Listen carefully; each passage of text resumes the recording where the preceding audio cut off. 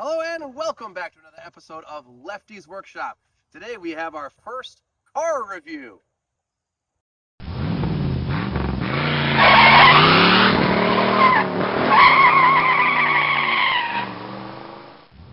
This is a 2021 Jeep Gladiator Sport S, and it is the most useful car in the world.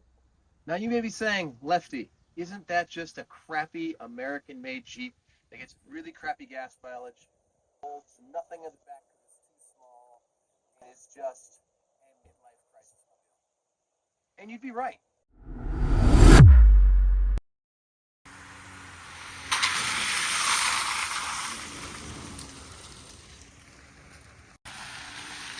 Can it drive through minuscule puddles to make me feel slightly more masculine? Yes!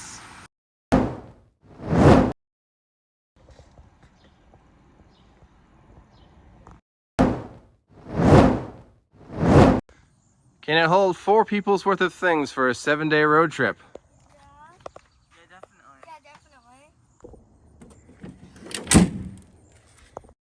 Can it bring a family of 4 on a 3-hour road trip?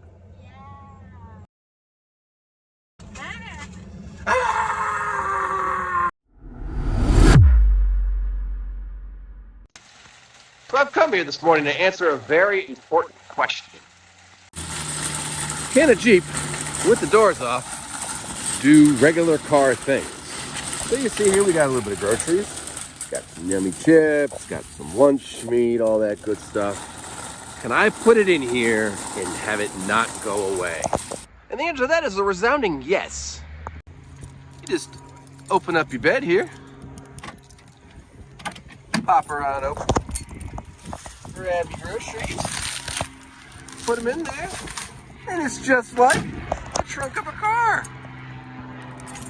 Oh, look at that. Unlike a Wrangler with the roof off, I can drive in peace because the Gladiator has a place to put things. I don't have to hear bags fluttering as I drive around.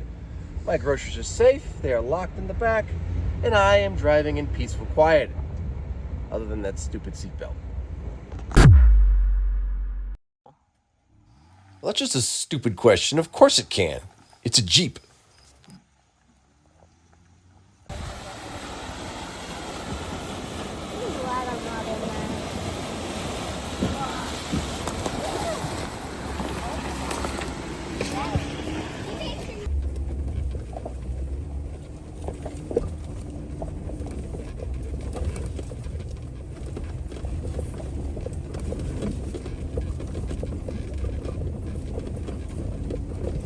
Now, I understand that this is not a badass, tough, rock climbing, off-roading experience, but, you know, I was 3 hours from home, and you didn't want to break the car, and yada, yada, yada, yada, yada. It goes off-road. Just accept it. So you may be asking yourself, can the Jeep Gladiator tow? Hypothetically, if you had to move someone you care about very much from, say, Hartford, Connecticut to Cape Cod, could it tow a lifetime of possessions over a 2-hour trip? Let's find out.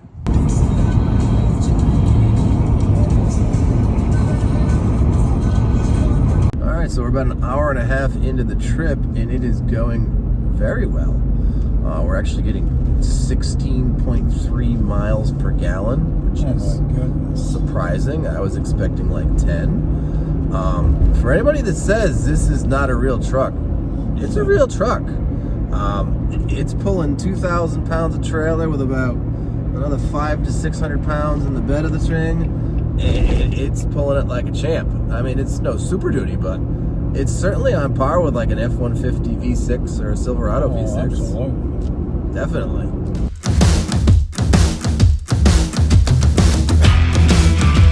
For those who don't believe, we went 109 miles, got 16.8 miles per gallon over 2.5 hours.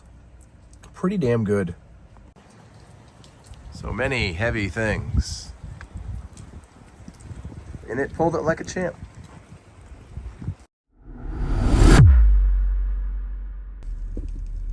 So you may ask yourself, can a Jeep Gladiator handle snow? Well, it's handling the blizzard of 26 quite well. what we're driving on here is about 3 inches of solid pack ice snow crap, which is about as slippery as snot. And the Jeep is doing it quite well. Yeah, I'm quite happy with it. I had to drive over about 3 feet of snow to get out of the parking lot this morning, and it took it like a champ. And one of its biggest challenges, can it climb the 6,288 foot tall Mount Washington and earn the coveted "This Car Climbed Mount Washington" sticker? Well, of course it can. It's a modern car. This isn't all that much of a challenge. But the interesting part is that it averaged 6.5 miles per gallon going up and 99.9 miles per gallon going down. So, you may think driving around on a beautiful, crisp, late summer day is the absolute epitome of perfection and happiness. But it does have a few quirks, a few annoyances, you might say. The number one, which is being annoying right now by not being annoying, is that middle seatbelt back there. It goes, you hear that? Thuk, thuk, thuk, thuk, thuk, thuk, thuk, thuk, which is incredibly annoying. Other than that, I really can't complain. It's 59 degrees outside today. I have all the doors and the roof off, driving naked, as they say. And I got the heated seats on, and I'm quite comfortable. I think I'm just going to keep recording indefinitely because that makes the seatbelt stop. Driving around now and enjoying myself in this pleasant weather. Do you hear that? Jeep, if you're watching this video, make that stop happening. It is incredibly annoying. So here's the stuff they don't tell you about in a normal auto review. The annoying features. They tell you about fuel consumption. I get about 18 miles per gallon. They tell you about back seat leg room. I don't care, I'm not sitting back there. They tell you about horsepower. It's adequate. It's not a sports car.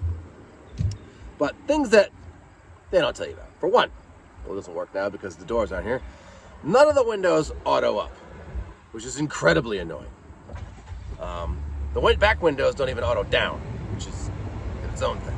Number two, the mirrors. You take the doors off, you have no side mirrors. I'm sure Jeep makes some like $500 kit that you can put on and it's all groovy. I'm not gonna buy that. So I bought these Jeep Amazon specials. Only problem with that is the Jeep toolkit that takes everything else off doesn't fit this, so you gotta bring it to the toolkit. Now, when I'm in the mood to build myself a director set on my car, that's fine. Put it together, it's a nice, relaxing thing. But when I just wanna go, it's annoying. Also, word to the wise, if you buy a Jeep, never ever leave anything in your outside pocket, because it won't be there later on. Cell phone in your driver's side pocket when you're driving, adios. Wallet, goodbye. Never gonna see it again. Just the thing to remember. One other metric that I wish someone told me about when I bought this vehicle. Whatever you do, at all costs, do not, under any circumstances, get the halogen headlights. They suck. They're like trying to drive through the dark with flashlights taped to your hood. Spend the extra $1,000 and get the LEDs. Well worth it. The vehicle has 4, possibly 5 locking cubby thingies to put things. Glove box, center console, 2 rear seats, and if you have it, under the seat locking. Now, that's not a problem when you have the doors on. You just close the doors, hit the lock button, and you walk away and everybody's hunky-dory. But when you have the doors off, who the hell's gonna remember to lock your glove box, your center console, your 2 back seats, and all everything else so nobody steals your stuff? Jeep, if you're watching, I'm not complaining about not having a V8. I'm not gonna buy one. I'm not complaining about colors. I'm not complaining about any of that stuff. Just put the glove box and the center console on central locking. That would make me really happy.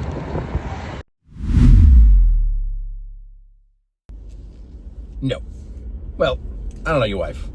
Maybe. I don't know. Is it reliable? Well, I've had mine for 70,729 miles right now, and I haven't had any problems really at all, other than that noisy thing I fixed, and the e-brake, and the... what else broke? The e-brake, the visor, the noisy thing. Maybe it's not the most reliable vehicle in the world, but, you know, it's cool, so I guess that makes up for it. This carried me and my children from Cape Cod all the way to Ottawa to Toronto, Niagara Falls, and then back home again safely without issue, averaging in that trip 26 miles per gallon on Canada Gas, which says something. So yeah, I guess in a roundabout way it is as reliable as you could be with still being fun.